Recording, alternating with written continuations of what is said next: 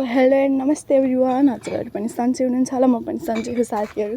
आज फेरि पनि म हजुरहरूको सामुन्ने मिठो छोटो मिठो मिनी भलक लिएर उपस्थित भइसकेको छु।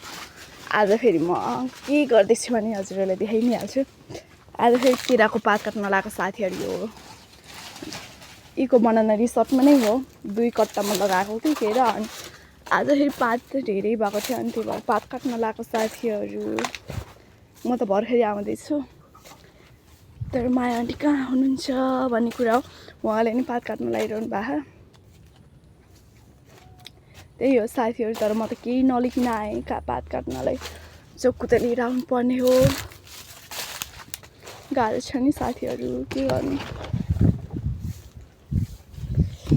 तर पुरा बारीमा गएँ साथीहरू, हेर्नुहोस्। माया आन्टी किधर हो आप? त्यही भन्नुपर्छ साथीहरू। माया आन्टीलाई बोलाएको फेरि पारी हुनुहुन्छ कि, त्यही भएर अब म हजुरहरूलाई देखाइहाल्छु कता हुनुहुन्छ भनेको। र फेरि मैले पनि पानी हाल्न लगाएको थिएँ, अनि सागबारीमा पानी हाल्दा हाल्दै फेरि पानी गयो, अनि त्यही भएर फेरि म पनि पात काट्नु भनेर आएको। यहाँ फेरि हेर्नु यस्तो तरिकाले बस्नु भएको। हेलो गरिदिनु न। Hello hello hello.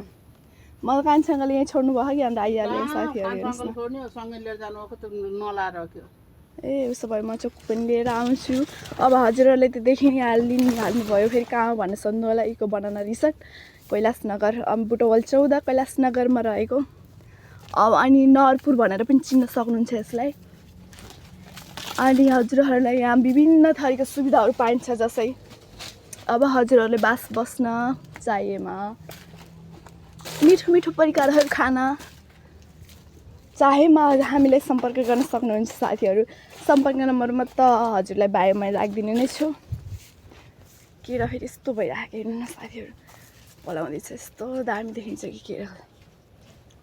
2 कट्टामा लगाएको छ साथीहरू। केराको के हुन्छ भन्नु होला। फेरि केराको 42वटा आइटम बनाउन सकिन्छ साथीहरू, हेर्न सक्नुहुन्छ। केरा फेरि धेरै छ कि, अनि त्यही भएर फेरि म पनि जाँदैछु। अनि आजको मिनी भ्लग हजुरहरूलाई के कस्तो लाग्छ, जे जस्तो लागे पनि सल्लाह सुझाव दिन नभुल्नु होला। अनि लाइक कमेन्ट सेयर गरिदिनु होला, जति सक्दो सेयर गर्नु होला। अनि हजुरहरूलाई विभिन्न थरीका सुविधाहरू चाहिएमा हामीलाई पनि सम्पर्क गर्नु होला। सम्पर्क नम्बर बायोमा राखिदिने नै छु। बाई बाई एभ्रिवान, लस्ट अफ लभ।